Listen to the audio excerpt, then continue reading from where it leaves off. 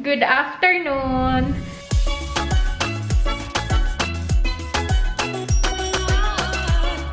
Today is Thursday. Ngayon lang ulit ako nag-vlog dahil ako ay tinatamad. Wala din kasi ganap dito sa bahay. Alam ko na marami sa inyo naaaliw pag naglilinis sa bahay. Pero I decided na din na lang talaga mag-vlog. Anyway, since aalis ako today, mag-vlog ako ngayon.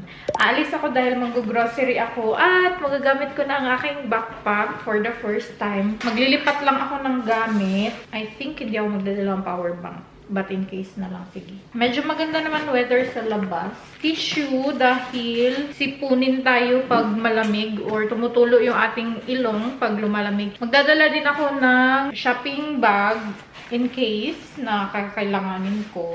Itong aking kung anik-anik mesh pouch. Then, ang aking wallet. Di dapat makalimutan. Excited ako kung anong malalagay dito sa backpack na to.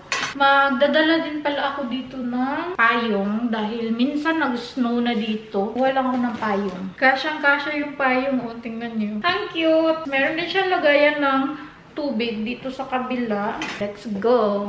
It's already 1:55. Mag-try ako mag-boots today. Medyo malamig siya at naka-jeans lang ako. Try natin kung hindi ba sasakit yung aking paa neto. Kasi may heels to siya eh. Ito yung pinakamabigat ko na jacket eh. 3 kilos at etong jacket na to. Mag-bonnet tayo.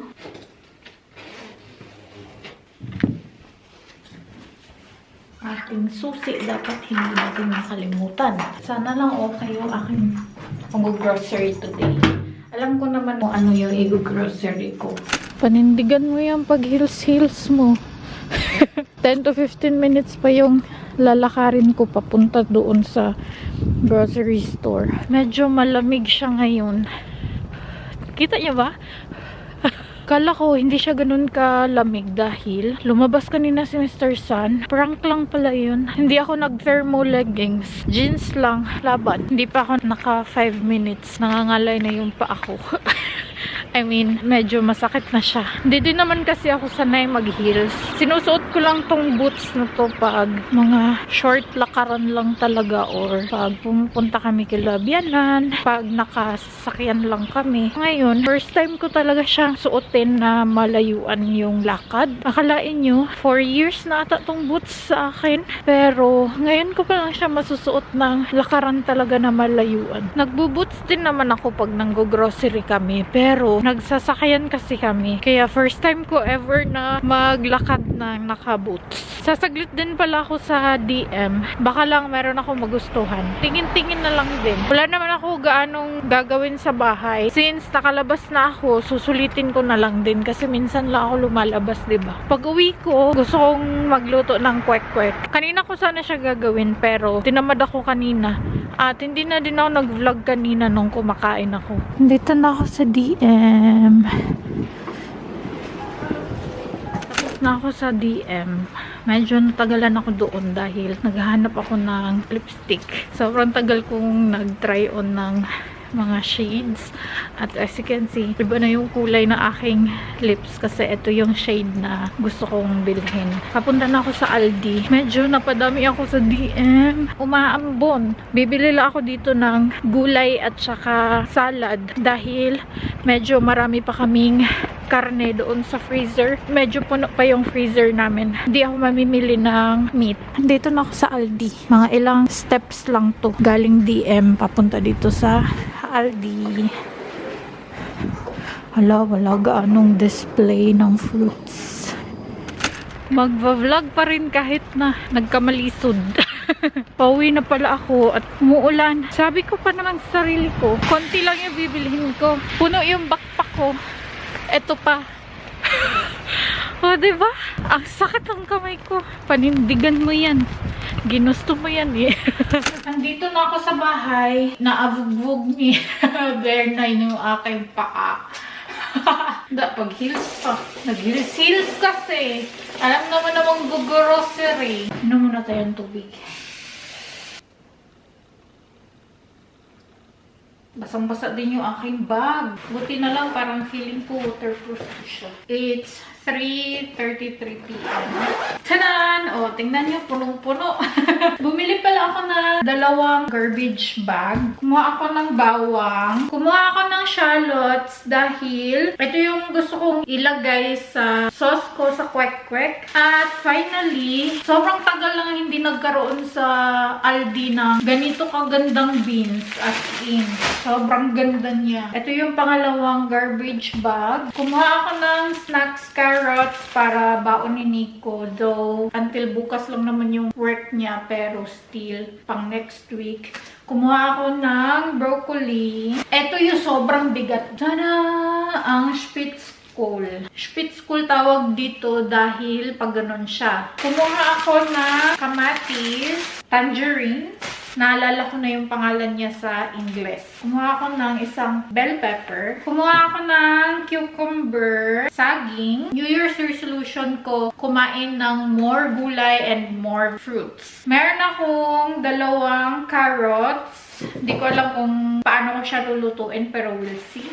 Grapes. Tapos, mangga. Meron akong kinuhang luya at saka 2 eggplant. Nag-request si Nico sa akin ng adobong talong. Hindi ko alam kung kailan ko siya lulutuin. Ang nabayaran ko sa Aldi is 23.54 times 59. At the moment kasi 59 yung rate ng peso. Sa DM naman, ito ang wala sa plano pero nakabili ako. Ang bango niya kasi, room freshener. Ang bango-bango niya. Hindi lang siya ganun ka strong, pero aesthetic din kasi siya.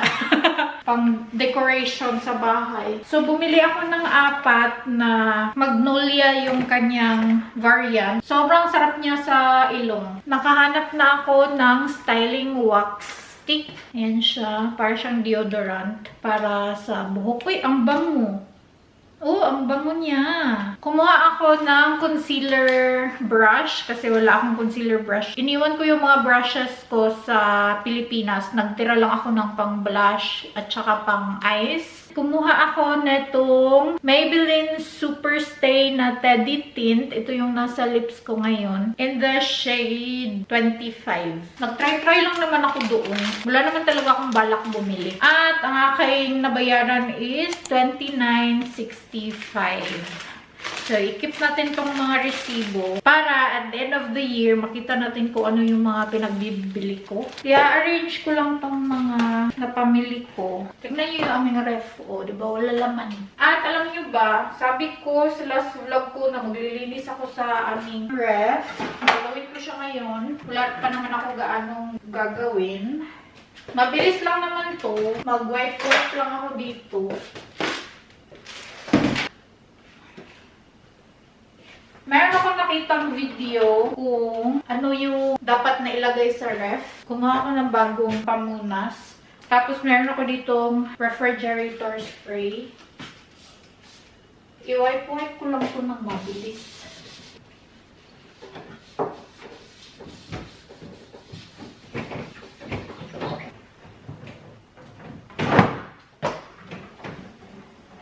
Sabi sa video, yung dapat na ilagay sa pinakataas, yung mga tira-tirang pagkain. Dito sa pangalawa, yung mga dairy products. So, meron ako dito mga cheese, mga pagkain ni Nico.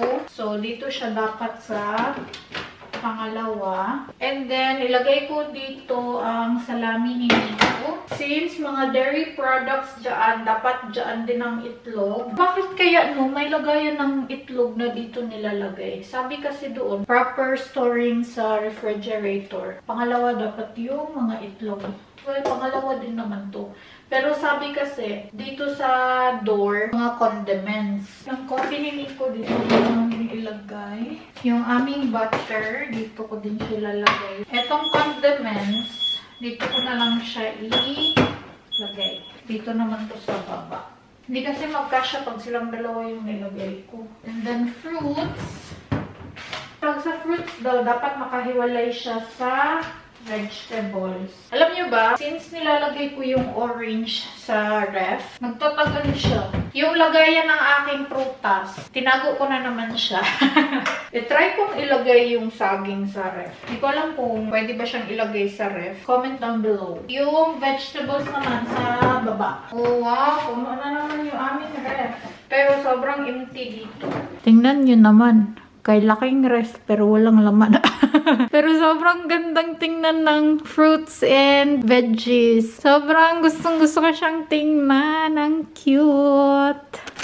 Mag-start na akong magluto ng kwek-kwek. Pang dinner ko na siya. It's already 5 p.m. Meron ako ditong cornstarch. Nanonood kasi akong video kung ano yung mga kailangan. Kailangan ko mag-boil ng quail eggs. Wala akong food color na orange. Yellow yung meron ako. I-follow ko to ingredients ng Kawaling Pinoy. Ang ginamit niya is 1 cup ng flour. I-sift ko lang siya para fine ba. Hindi naman niya sinif yung kanya, pero wala lang. Pa-char-char lang tong akin. Naglagay siya ng magic syrup, pero wala akong magic syrup, so hindi ako maglalagay. Meron ako ditong baking powder. 1 teaspoon yung ginamit niya. 1/2 teaspoon ng asin. 1/2 teaspoon din ng pepper. Wala akong pepper na ano. Ito na lang. Tansya-tansya na lang itong pepper eh. Wala akong powder. Kailangan ko pa magluto ng dinner. Hindi ko alam kung anong papadinner ko kay Nico. Ilagay ko muna itong aking mga quail eggs. And then, sabi dito, 1 cup cold water.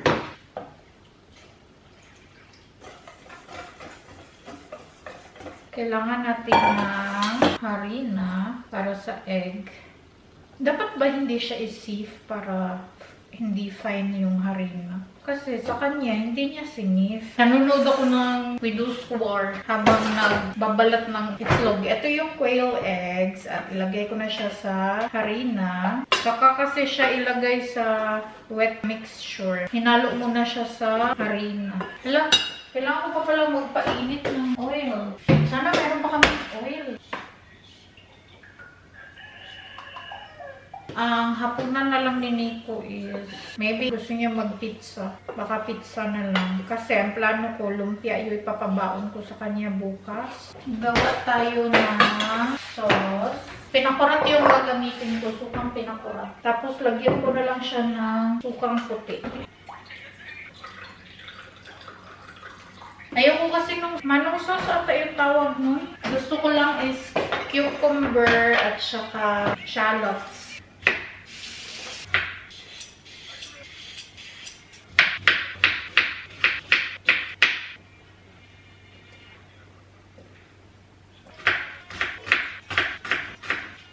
Tumutulo yung laway ko eh.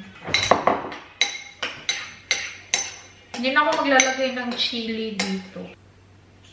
Ang sarap.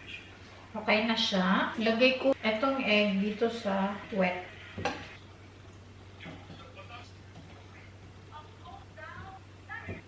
Let's try. Uy!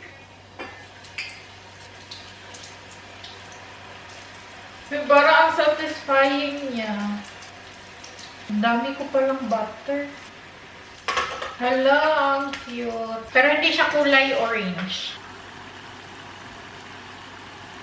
Ayan na siya, oh.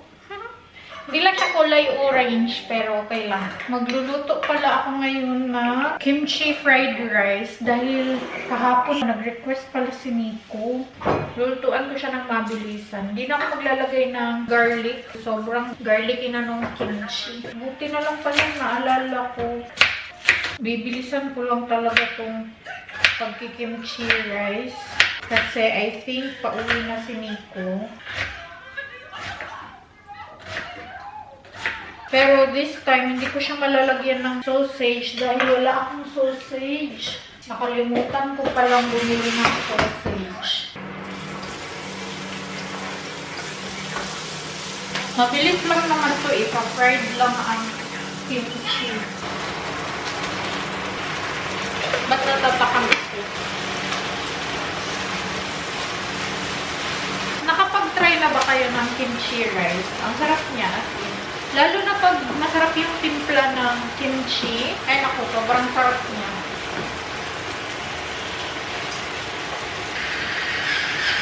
Tatanong na lang ako kay Nico kung gusto niya bang sunny side up neto. Kasi masarap din to pag merong sunny side up na yung hindi ganun kaluto. Yung dumadaloy pa yung yellow niya. Masarap din siya. Okay na yan siya. Ganyan lang. Very easy.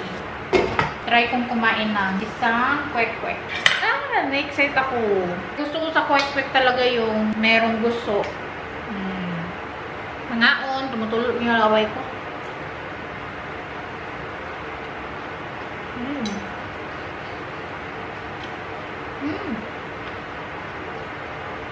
Sarap.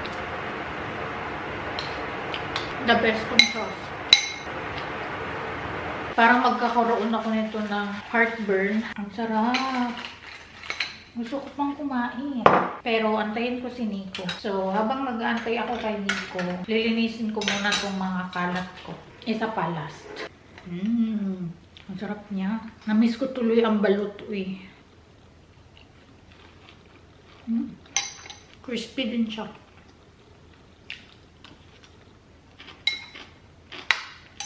Ang sarap. Good luck sa tiyan bukas. Andito na si Nico at gusto niya ng sabi-sabi. Kumain din siya ng isang kwek-kwek. Kwek-kwek. No, kwek-kwek. What is kwek-kwek?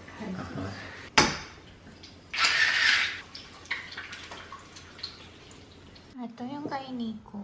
Runny pa yan siya. And then, merong chili garlic oil. Tumutulo yung laway niya. Wie soll ich das öffnen? So oder so? Wie du willst. It's like nasi goreng. Tadaan! It's runny. O, diba? Nindot kayo mukhaon ay. Tapos ito yung akin. Mga unta. Okay. Ja. Tapos na akong gumawa na baon ni Nico. Mag-bread na lang pala siya dahil kailangang maubos na yung salami. Meron na siyang tinapay dyan sa ilalim. Hindi kasi magkasya doon sa maliit na baonan. Meron siyang tangerines, grapes, bell pepper, carrots, and cucumber. Meron din siyang saging. And then yung banana cake na binake ko. Goat cheese at saka salami. Makikita nyo talaga na hindi ako gumawa. Tingnan nyo. Ready na. For tomorrow na yan siya. Tapos na ako sa kusina. Malinis na siya. At naka-on na din yung aming dishwasher. Tingnan nyo naman yung life ng isa. Oh, wow! Hayahay, ang kinabuhi, Brad. Hayahay ka na. Ja, hi. Yung Christmas tree namin, kailangan pa namin yan siyang i-transfer doon sa aming garahe. Dahil ganyan lang yan siya. Babalutin ko na lang yan siya ng cellophane para hindi siya maaalikabukan. Pero maalikabok naman na yan. Saka ko na yan siya ma-arrange or matatanggal pag meron na kami lagayan ng mga ornaments. At wala naman akong gagawin. So, end ko na tong vlog. Tamang-tama. Low-bat na siya.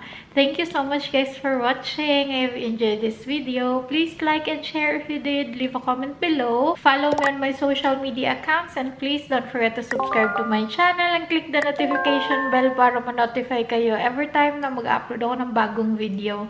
And I will see you guys on my next one. Vielen Dank. Tschüss. Gute Nacht. Amping. Amping. Gute Nacht. The end.